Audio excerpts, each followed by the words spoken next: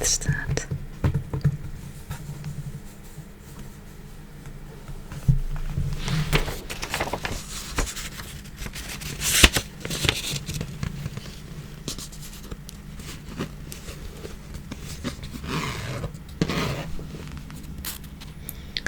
Poems and Essays by Edgar Allan Poe.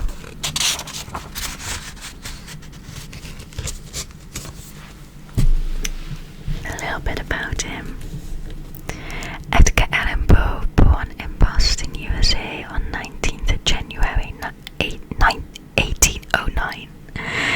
1809, brought up as an adopted child, educated in England and Virginia, abandoned a business career, was dismissed for neglect of duty from West Point Academy in 1831, and thereafter supported himself by writing. Most of his life was spent in poverty, and he died on 8th October 1849 in Baltimore.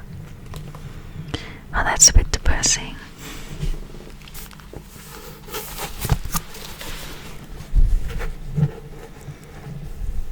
And a beautiful cover here.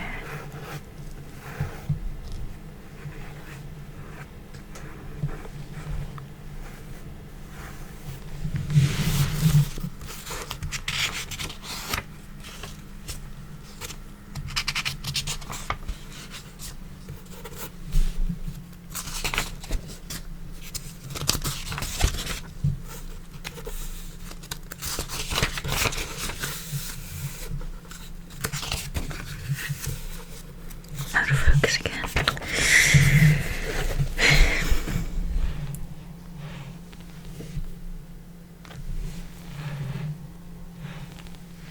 Yay.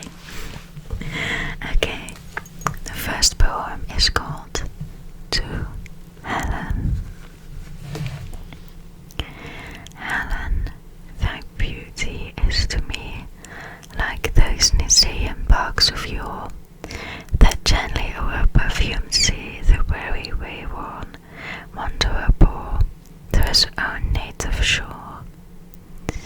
On desperate seas long wanted to roam, the hyacinth hair thy classic face, thy naiad airs have brought me home to the glory that was Greece, and the grandeur that was Rome.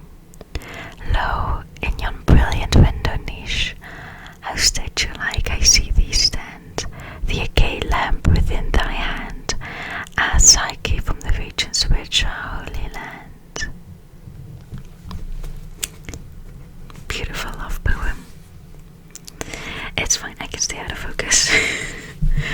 The second poem is called The Raven. Once upon a midnight dreary, while I pondered, weak and weary, over many a quaint and curious volume of forgotten lore, while I nodded, nearly napping, suddenly there came a tapping, as of someone gently rapping at my chamber door. "'Tis some visitor," I muttered, tapping at my chamber door, "only this and nothing more." Ah, distinctly I remember, it was in the bleak December, and each separate dying ember wrought its ghost upon the floor. Eagerly I wished the morrow, vainly I had sought to borrow from my books the seas of sorrow, sorrow for the lost Lenore, for a rare and radiant maiden whom the angels name Lenore, nameless here forevermore. And the silk set uncertain rustling of each purple curtain thrilled me, filled me with fantastic terrors never felt before, so that now, to still the beating of my heart, I stood repeating, "'Tis some visitor entreating entrance at my chamber door, some late visitor entreating entrance at my chamber door. This it is, and nothing more." Presently my soul grew stronger, hesitating then no longer. "Sir," said I, "O madam, truly your forgiveness I implore, but the fact is I was napping, and so gently ye came rapping, and so faintly ye came tapping at my chamber door, that I scarce was sure I heard you, ere I opened wide the door. Darkness there, and nothing more." Deep into that darkness peering, long I stood there, wondering, fearing, doubting, dreaming dreams no mortal ever dared to dream before. But the silence was unbroken, and the darkness gave no token, and the only word there spoken was the whispered word, "Lenore." This I whispered in an echo, murmured back the word Lenore, merely this and nothing more. Back into the chamber, turning on my soul within me burning. Soon again I heard a tapping somewhat louder than before. Surely, said I, surely that is someone at my window letters. Let me see then what there it is, and this mystery explore. Let my heart be still a moment, and this mystery explore. 'Tis the wind and nothing more. Open here I flung the shutter, when, with many a flirt and flutter, in there stepped a stately raven of the saintly days of yore. Not the least obeisance made he, not an instant stopped or stayed he, both mien of lord or lady, perched above my chamber door, perched upon a bust of Pallas just above my chamber door, perched and sat, and nothing more. Then this ebony bird beguiling me set fancy into smiling, by the grave and stern decorum of the countenance it wore. Though thy crest be shorn and shaven, thou, I said, art sure no craven. Ghastly, grim, and ancient raven, wandering from the nightly shore, tell me what thy lordly name is on the night's Platonian shore. Quoth the raven, nevermore. Much I marvel this ungainly fowl to hear discourse so plainly, though its answer little meaning, little relevancy bore. For we cannot help agreeing that no living human being ever yet was blessed with seeing bird above his chamber door, bird or beast upon the sculptured bust above his chamber door, with such a name as nevermore. But the raven, sitting lonely on the placid bust, spoke only that one word, as if his soul in that one word he did outpour. Nothing further than he uttered, not a feather than he fluttered, till I scarcely more than muttered, other friends have flown before. On the morrow he will leave me, as my hopes have flown before. Then the bird said, nevermore. Startled at the stillness broken by reply so aptly spoken, doubtless, said I, what it utters is its only stock in store, got from some unhappy master whom a merciful disaster followed faster till his songs one burden bore, to the dirges of his hope the melancholy burden bore, of never, nevermore. But the raven still beguiling all my sad soul into smiling, straight I wheeled the cushioned seat in front of bird and bust and door. Then upon the velvet sinking I betook myself to linking fancy unto fancy, thinking what this ominous bird of yore, what this grim ungainly ghastly gaunt and ominous bird of yore meant in croaking nevermore. This I said, engaged in guessing, but no syllable expressing, to the fowl whose fiery eyes now burned into my bosom's core. This and more I said, divining, with my head at ease reclining on the cushion's velvet lining that the lamplight gloated o'er, but whose velvet violet lining with the lamplight gloating o'er she shall press nevermore. Then methought the air grew denser, perfumed from an unseen censer, swung by angels whose faint footfalls tinkled on the tufted floor. Wretch, I cried, thy God had lent thee, by these angels he hath sent thee, respite in nepenthe from thy memories of Lenore. Quaff, oh quaff this kind nepenthe, and forget this lost Lenore. Quoth the raven, nevermore. Prophet, said I, thing of evil, prophet still of bird or devil, where the tempter sent or where the tempest tossed thee here ashore. Desolate yet all undaunted, on this desert land enchanted, on this home by horror haunted, tell me truly I implore, is there balm in Gilead? Tell me I implore. Quoth the raven, nevermore. Prophet, said I, thing of evil, prophet still of bird or devil, by that heaven that bends above us, by that God we both adore, tell the sword so laden, if within the distant Aidenn I should clasp a sainted maiden whom the angels name Lenore. Clasp a rare and radiant maiden whom the angels name Lenore. Quoth the raven, nevermore. Be that word a sign of parting, bird or fiend, I shrieked upstarting, get thee back into the tempest and the night's Platonian shore. Get thee back into tempest and the night's Platonian shore. Leave no black plume as a token of the lie thy soul had spoken. Leave my loneliness unbroken. Quit the bust above my door. Take thy peak from out my heart, and take thy form from off my door. Quoth the raven, nevermore. And the raven, never flitting, still is sitting on a pallid bust of Pallas just above my chamber door. And his eyes have all the seeming of a demon's that is dreaming, and the lamplight o'er him streaming throws his shadow on the floor.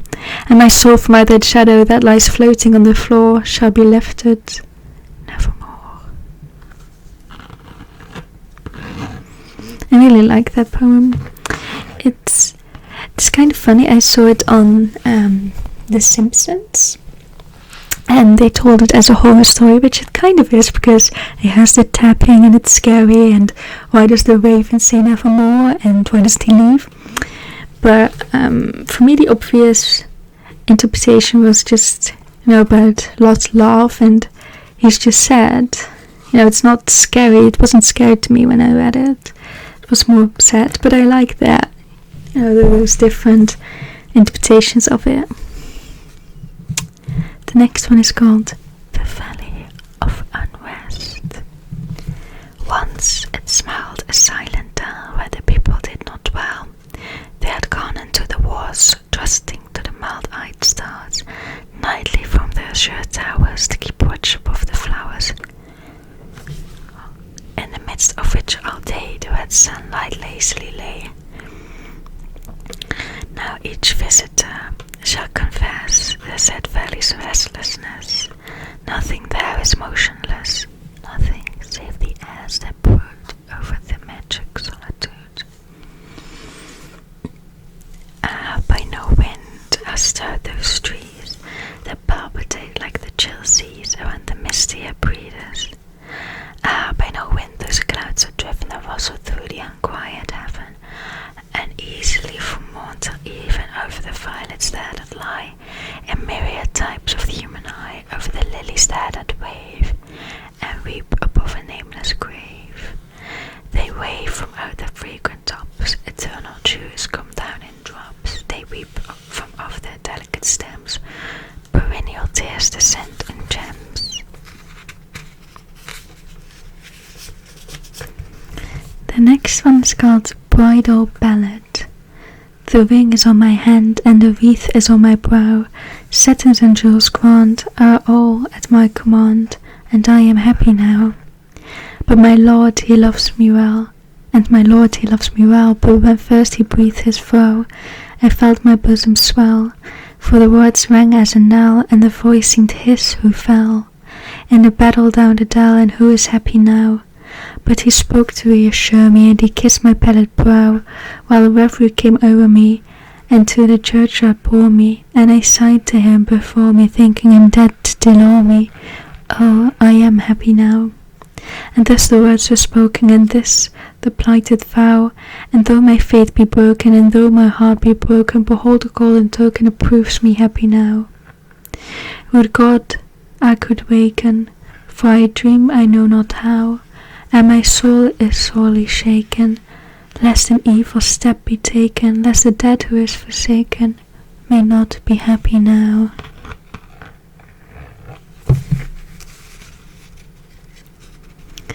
Let's see if I can find some poems that I really like. Lenore. Broken is the golden bowl, the spirit flown forever. Let the bell toll as saintly soul floats on the Stygian river. And guide of fair hast thou no dear, weep now and nevermore. See on yon drear and rigid bier now lies thy love, Lenore. Come, let the burial rite be read, the funeral song be sung, an anthem for the queenliest dead that ever died so young, a dirge for her that doubly dead in that she died so young. Righteous, you loved her for her wealth and hated her for her pride, and when she fell in feeble health you blessed her that she died. How shall the ritual then be read, the requiem how be sung? By you, by yours the evil eye, by yours the slenderous tongue, that did to death the innocent that died and died so young. Becavimus, but rave not thus, and let a Sabbath song go up to God so solemnly the dead may feel no wrong. The sweet Lenore hath gone before with hope that flew beside, leaving thee wild for the dear child that should have been thy bride. For her the fair debonair that now so lowly lies, the life upon her yellow hair but not within her eyes, the life still there upon her head, the death upon her eyes. Avaunt tonight my heart is light, not dirt will I praise, but waft the angel on her flight with a paean of all days. Let no bell toll lest her sweet soul amid its hallowed mirth should catch the note as it doth float upon the damned earth. To friends above, from fiends below, the indignant ghost is riven from hell into high state, far up within the heaven.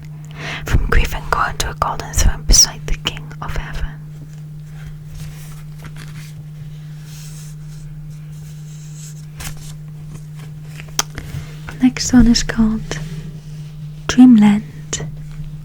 By a wood obscure and lonely, haunted by ill angels only, where an eidolon named Night on a black throne reigns so bright, I have reached these lands but newly, from an ultimate dim thule, from a wild weird clime that lieth sublime, out of space, out of time. Bottomless vales and boundless floods and chasms and caves and titan woods, with forms that no man can discover, for the dews that drip all over. Mountains toppling evermore into seas without a shore, seas that restlessly aspire, surging into skies of fire, lakes that endlessly outspread their lone waters, lone and dead, their still waters still and chilly with the snows of the lolling lily. By the lakes that thus outspread their lone waters, lone and dead, their sad waters set and chilly with the snows of the lolling lily. By the mountains near the river, murmuring lowly, murmuring ever. By the grey woods, by the swamp, where the toad and the newt encamp. By the dismal tarns and pools, where dwell the ghouls. By each spot the most unholy, and each nook most melancholy. There the traveller meets aghast sheeted memories of the past, shrouded forms that start and sigh as they pass the wanderer by, white-robed forms of friends long given in agony to the earth and heaven. For the heart whose woes are legion, 'tis a peaceful, soothing region. For the spirit that walks in shadow, 'tis an Eldorado. But the traveller travelling through it may not, dare not openly view it.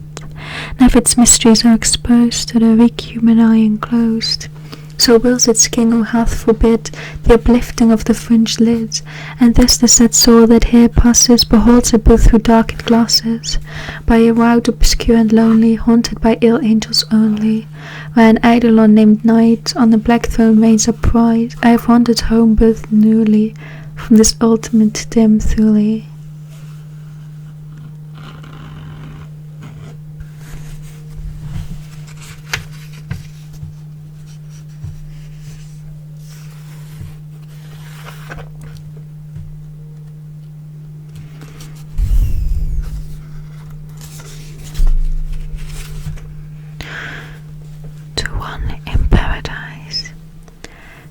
All that to me, love, for which my soul did pine, a green isle in the sea, love, a fountain and a shrine, a wreath with fairy fruits and flowers, and all the flowers were mine. Ah, dream too bright to last, ah, starry hope that didst arise, but to be overcast. A voice from out the future cries, on, but o'er the past, dim gulf my spirit hovering lies, mute, motionless cast. For alas, with me the light of life is o'er. No more, such language holds the solemn seed that descends upon the shore. Shall bloom the thunder blasted tree of this stricken eagle soar. And all my days are trances, and all my nightly dreams are where thy dark eye glances, and where thy footstep gleams, and what ethereal dances by what eternal streams.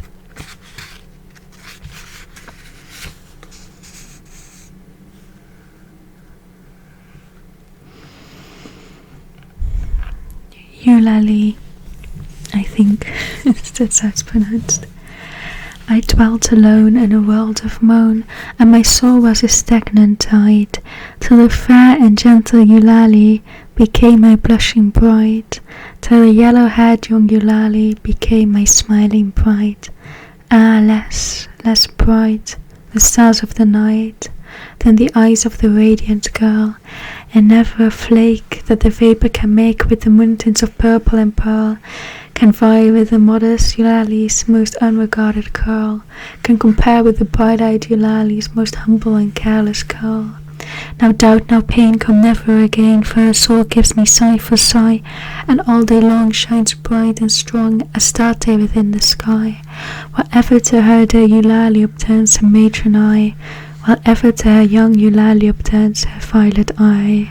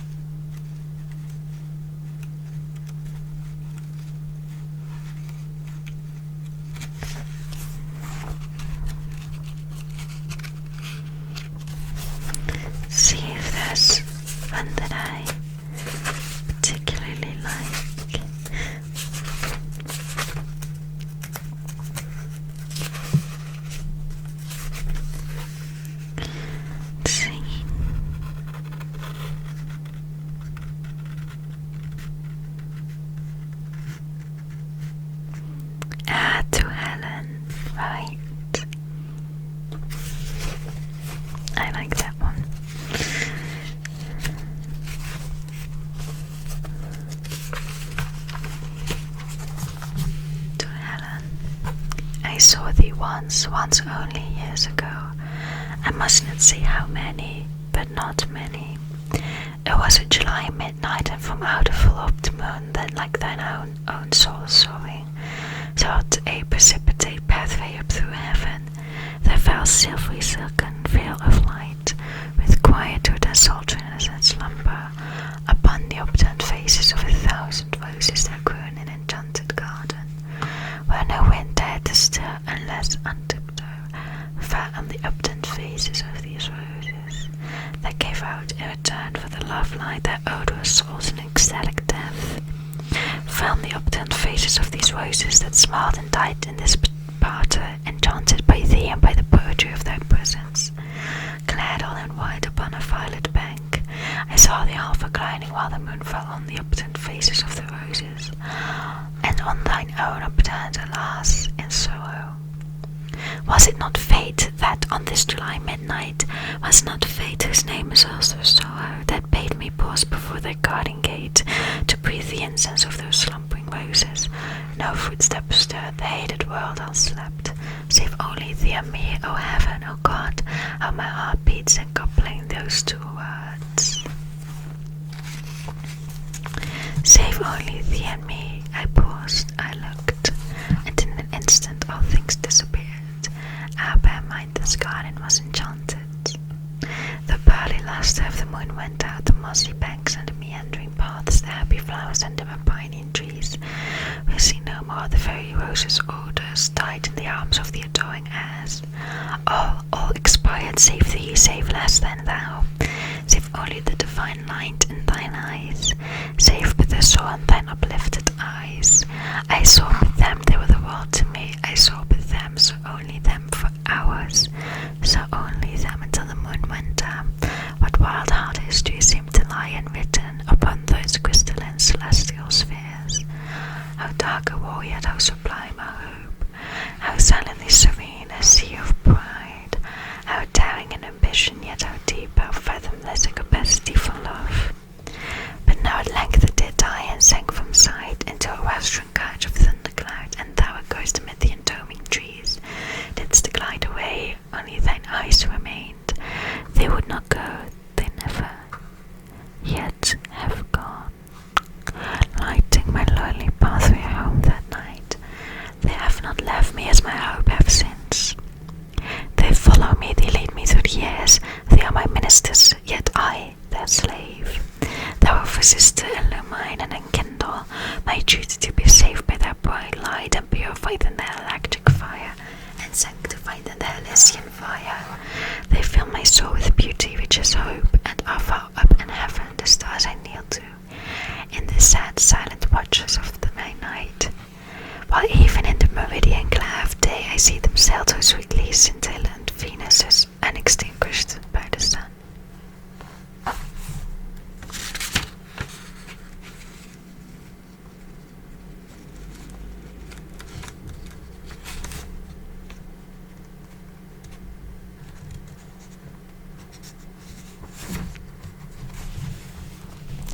Two with one dash.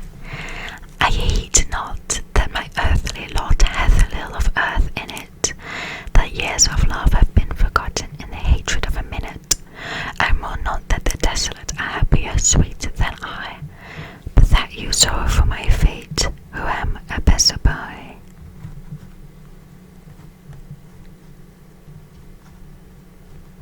For Annie. I think this will be the last one. For Annie. Thank heaven, the crisis, the danger is past, and the lingering illness is over at last, and the fever god living is conquered at last. Sadly I know I am shorn of my strength, and no muscle I move as I lie at full length, but no matter, I feel I am better at length. And I rest so composedly now in my bed that any beholder might fancy me dead, might start up beholding me, thinking me dead. The moaning and groaning, the sighing and sobbing are quieted now, with that horrible throbbing at heart, that horrible, horrible throbbing. The sickness, the nausea, the pitiless pain have ceased with the fever that maddened my brain, with the fever god living that burned in my brain. And oh, of all tortures that torture the worst, as abated the terrible torture of thirst, for the Nephthaline river of passion accursed, I have drank of a water that quenches all thirst, of a water that flows with a lullaby sound from a spring but a very few feet underground, from a cavern not very far down underground. And let it never be foolishly said that my room is as gloomy and narrow my bed, for men never slept in a different bed, and to sleep you must slumber in just such a bed. Sorry, I'll be normal now. My tantalized spirit here blandly reposes, forgetting or never regretting its roses, its old agitations of myrtles and roses. For now, while so quietly lying it fancies a holier odour about it of pansies, a rosemary odour commingled with pansies, with ruin the beautiful Puritan pansies. And so it lies happily, bathing in many a dream of the truth and the beauty of Annie, drowned in a bath of the treasures of Annie. She tenderly kissed me, she fondly caressed, and then I fell gently to sleep on her breast, deeply to sleep from the heaven of her breast. When the light was extinguished, she covered me warm, and she prayed to the angels to keep me from harm, to the Queen of the angels to shield me from harm. And I lie so composedly, now in my bed, knowing her love, that you fancy me dead, and I rest so contentedly, now in my bed, with her love at my breast, that you fancy me dead, that you shudder to look at me, thinking me dead. But my heart, it is brighter than all of the many stars in the sky, for it sparkles with Annie, it glows with the light of the love of my Annie, with the thought of the light of the eyes of my Annie.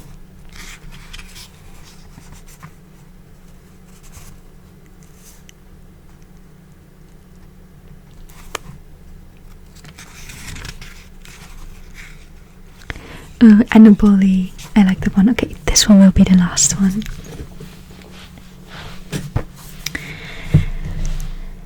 It was many and many a year ago, in a kingdom by the sea, that a maiden there lived whom you may know by the name of Annabelle Lee.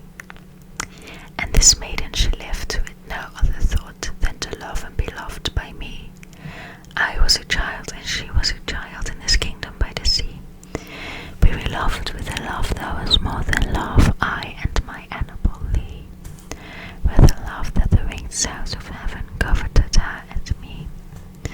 And this was the reason that long ago in this kingdom by the sea, a wind blew out of a cloud, chilling my beautiful Annabelle Lee, so that a high-born kinsman came and bore her away from me, to shut up in a sepulchre in this kingdom by the sea. The angels, not half so happy in heaven, went envying her and me. Yes, that was the reason, as all men know in this kingdom by the sea, that the wind came out of the cloud by night, chilling and killing my Annabelle Lee. But our love was stronger by far than the love of those who were older than we, of many far wiser than we, and neither the angel in heaven above nor the demons down under the sea can ever dissever my soul from the soul of the beautiful Annabelle Lee.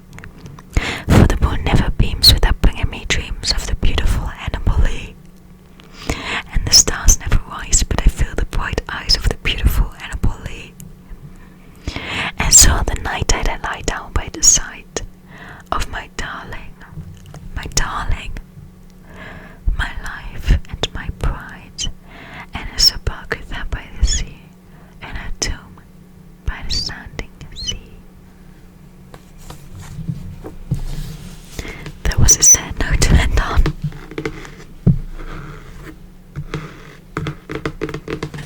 But I hope you enjoyed it.